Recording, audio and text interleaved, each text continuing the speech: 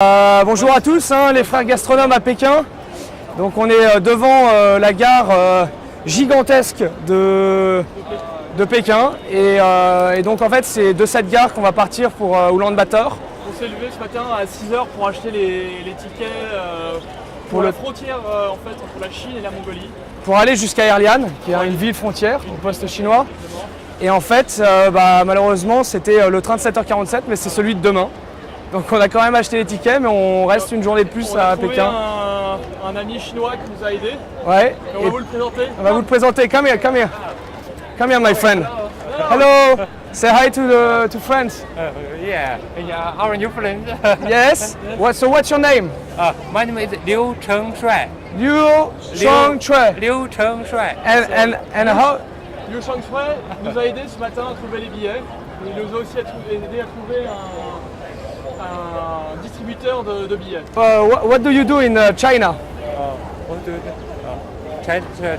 Yeah, in China here. What do you do? Which work? You're gonna write it down? Donc en fait c'est bien plus facile de communiquer en écrivant. I work in BIGRIM, Beijing General Research Institute of Mining and Metallurgy. Okay. Alors on va demander à un Chinois qui sait parler quelques mots d'anglais si jamais il connaît la gastronomie française. Ça nous intéresse. Do you know French food? This. French food. 法国西餐 the West style food. Ok, Western style food. En fait, il n'y a pas de mot pour dire gastronomie française. Donc c'est de la gastronomie européenne ou occidentale. Et the French is 法国. The food is. Il faut savoir que on va peut-être revoir Lio dès qu'on revient à Pékin. Mais bon, le but pour l'instant, ici, c'est de réussir à aller jusqu'à Erlian et ensuite de passer le poste frontière de Chine jusqu'en Mongolie et ensuite de pouvoir prendre un autre train, donc c'est tout un périple, de Zamin Oud, qui est en fait à la frontière mongole, le poste frontière mongole, jusqu'à Oulan-Bator. Donc autant dire que on est pareil, on n'est pas encore arrivé, non. On a combien d'heures, Thibaut, jusqu'à 23 heures en tout et 13 heures pour aller jusqu'à Erlian. Donc...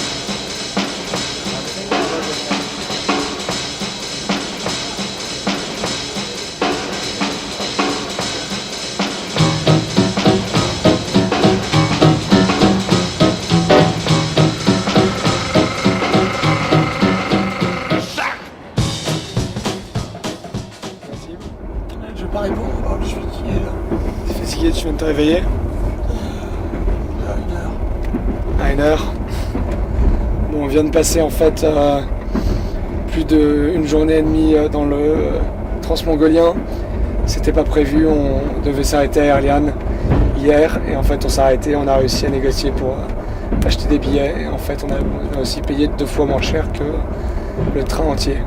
Donc c'est plutôt cool. Et donc là juste derrière moi vous avez une vue de la steppe mongole qui est vraiment magnifique et c'est le paysage qu'on a depuis environ 3-4 heures et on a rencontré plein de monde, beaucoup de Mongols et qui parlent aussi anglais, certains ne parlent pas du tout anglais et des familles françaises, des Allemands, des Hollandais, des Mexicains, enfin de tout le monde vient visiter la Mongolie. Thibaut qui émerge, ça y est. On pense de Tulga. Hi Tulga. Ça va. Ça va? Super. Et qui est mongol et qui a 23 ans. On s'est rencontrés hier dans le transmongolien. Il m'a aidé à acheter les tickets de Erlian jusqu'à Oulan-Bator. Sans lui, on ne serait jamais arrivé à Oulan-Bator. On a même réussi à payer 2 fois moins cher que tout le wagon. We pay only 600 yuan. Yes. Instead of 1,200 because of you. Thank you very much. No, it's fine. Communism, Mongolia didn't have any much freedom to choose. The Russians came and just did whatever they wanted. Yep. So, but due to communism, it wasn't really bad. but what I know. I was born in 1987. 1987. And it was still a communism, but I was really small, and it's really hard for me to remember everything because I was only 3 years old when the communism was collapsed. Yep. But I can remember a little bit now. Probably, it seems to me everything was fine. Government, I know it was a very strict, a lot of pressure, but the standard of living of the regular people was very good. And especially during the 90s, standard of living of people was very, very low. A lot of poor people, a lot of unemployment, corruption, inflation, GDP was very low.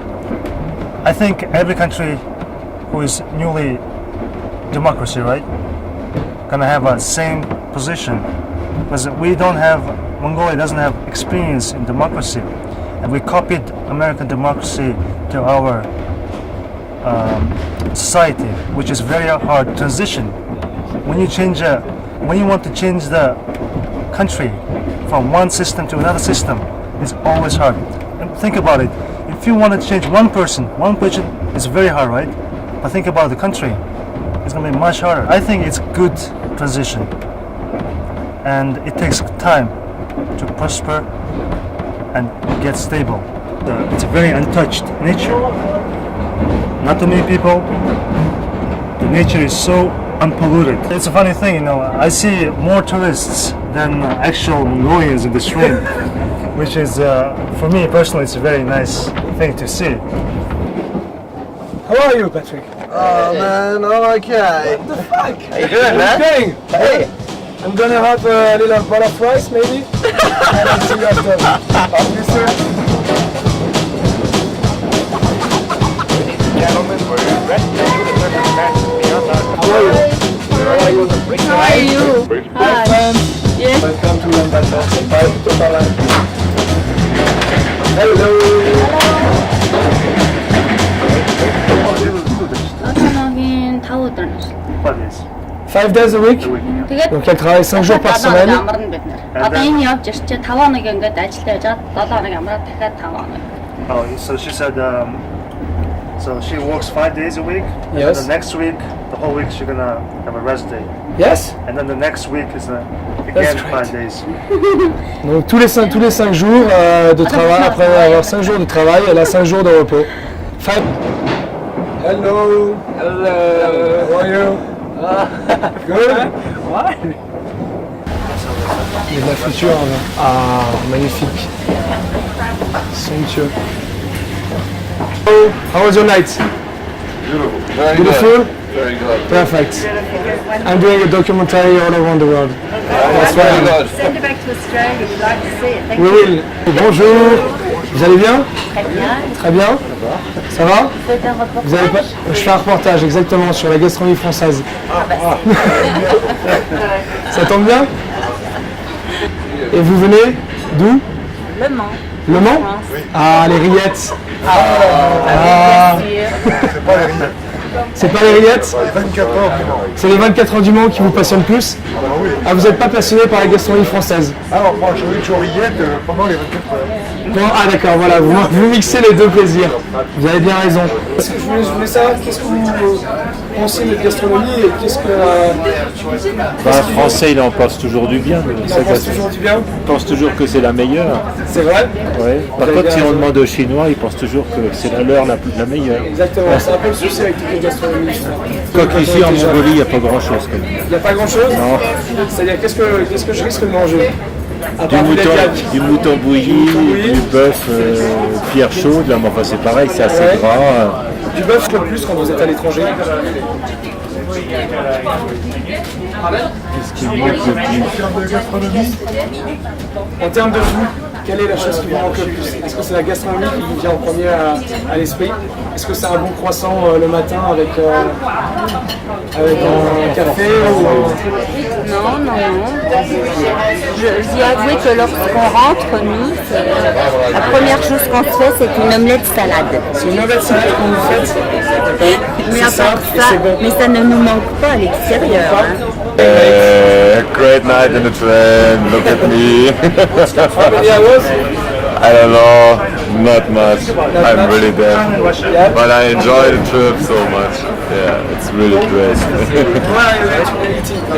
I think it's a soup. It's a noodle and reconstituted beef soup. Oh mate, delicious. Guys, fuck off your French food. This is the real shit. It's like it probably came out. We see that the German are starting the war again. Yeah, it's true. But hey, look, it's amazing. It's amazing. I can see that.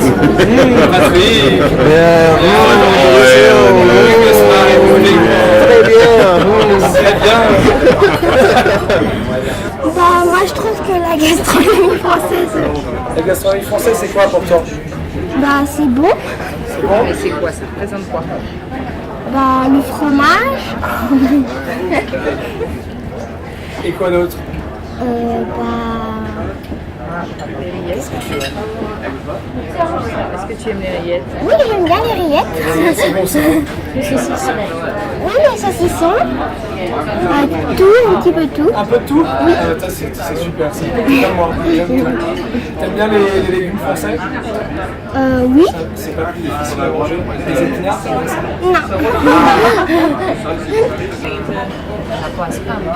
Ça vous plaît ce que vous mangez? C'est bon? C'est absolument Ça a excellent. l'air délicieux, je crois que je vais demander la même chose. Oui. Moi, ça m'étonnerait que je perde 4 kilos pendant les vacances. Philippe, je m'appelle Philippe, je voyage en ce moment sur le transsibérien avec ma famille, 3 enfants et ma femme Sylvie. D'accord. Et vous avez fait ce périple depuis où? On a commencé à Pékin, mais avant de prendre le train, on a fait 1 mois de voyage en Chine. Pékin, Chengdu, les monts de Shaolin, Shanghai, Guilin, Hong Kong, le Sichuan et le Tibet chinois culturel. Total. Magnifique. Comment ça se fait un si long voyage en Chine? Vous connaissez déjà un peu? On a habité 5 ans à Shanghai, donc on en a fait déjà pas mal, mais nous avons quitté Shanghai depuis 4 ans et on avait très envie de revenir pour refaire un tour. Ça vous manquait? Ça nous manquait, oui. Parce que la vie en Chine est tellement différente de celle de France. On a passé 5 ans ici. C'est quoi les différences? Quelles sont les différences flagrantes? Tout est différent, culturellement, comportement, manière de penser. Tout est différent. Il suffit d'être dans la rue et tous les 5 minutes on est exposé à des choses qu'on n'a jamais vues avant. Et qu'est-ce que tu fais en fait en Chine? Pourquoi tu es parti en Chine pendant 5 ans? Je suis parti en Chine avec Danone pour m'occuper de la filiale biscuits du groupe Danone et j'étais directeur marketing. Tu as réussi à faire pas mal de bonnes choses? On a travaillé 5 ans. Oui, on a fait. Quels produits déjà? On a développé 4 marques qui sont essentiellement locales, comme Danone et lait ou High Calcium Soda.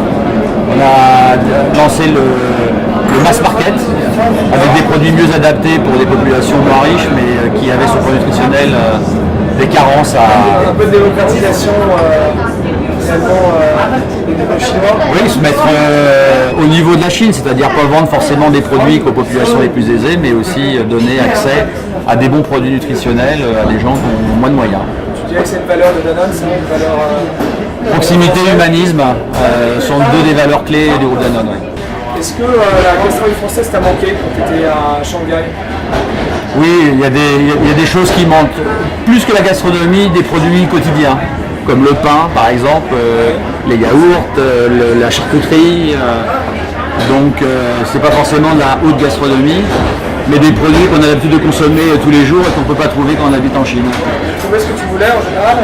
En Chine? Non. On trouvait de temps en temps certains produits chez Carrefour avec des arrivages ponctuels de certains produits. Mais la bataille entre toute la communauté française, où il y en avait assez pour tout le monde? non, il n'y avait jamais assez pour tout le monde parce que d'abord la communauté française par exemple a doublé entre 2002 et 2006 si ma mémoire est bonne. Ils sont combien maintenant? Peut-être 10 000 Français qui vivent à Shanghai, plus ou moins. Bon, le bouche à oreille fonctionnait bien et donc on était à peu près au courant des arrivages. Et au niveau de... Là-dessus, il faut interviewer ma femme. Il faut interviewer votre femme. C'est elle qui a vécu tout ça. Moi, je travaillais 24 heures sur 24. On va la voir juste après. C'est parti. Bonjour, je suis Sylvie Cochard et j'ai habité pendant presque 5 ans à Shanghai. Précédemment, j'étais à Prague, donc ça fait presque 8 ans à l'étranger. Voilà, à l'étranger. Et puis, donc c'est vrai que la gastronomie française me manquait pas mal. Donc j'ai appris à faire avec, à essayer de trouver, à fabriquer des choses qui ressemblent à des plats français, on va dire. Tu fabriquais quoi en général? Qu'est-ce que tu arrivais à... Je faisais régulièrement du pain. Le pain, je le faisais cuire au four. Ouais. Donc, il y a une recette spéciale, là, une recette Non, c'était du pain classique, mais c'est vrai qu'il était très bon. Tu me donnes ta recette. Bon, sinon, il y avait des choses qu'on ramenait spécialement de France, comme le fromage, qu'on ne trouvait pas et qu'on ne pouvait pas fabriquer. Donc, de toute façon. Vous ramenez quoi comme type de fromage? Quelle quantité vous avez droit? On n'avait droit à aucune quantité, donc il fallait pas le déclarer et le mettre au fond des sacs. Okay. Et c'était des fromages pâte molle. Et certains fromages qui ne se congelaient pas en fait. On les mettait sous vide, du brie, des fromages de chèvre, des... Et vous avez réussi juste comme ça des reblochons. À emmener combien de kilos de fromage en une fois? C'était l'ordre de 5 kilos au moins. 5 kilos de fromage? Je pense 4 ou 5 kilos. Le seul jour, une fois, c'était assez amusant, c'est que notre valise est restée à l'aéroport. Et donc il a passé 48 heures à l'aéroport sous 40 degrés. Sympa. Donc quand on a récupéré le fromage, c'était sympa. Et la valise achetée quasiment? Non, il fallait Pas bien du la tout, laver. non, c'était sous vide. Ça allait, mais c'était le fromage qui était un peu passé. C'était bien fait. Il n'y avait plus qu'à te jeter. Ouais. Malheureux. Il fait beau, on est espié, on vient de passer une journée et demie dans le train. Une journée et demie dans le train, exactement. Là, je dors presque. Les frères gastronomes viennent d'arriver à Ulaanbaatar. Et on est parti pour faire une petite interview avec Guy, le bistrot français, dès qu'on pourra. Et on va surtout trouver la personne qui va nous loger. Et là, on a de la chance parce qu'on est pris en charge par Tulga, qui est le mec le plus sympa de Mongolie. The nicest guy in the whole Mongolia.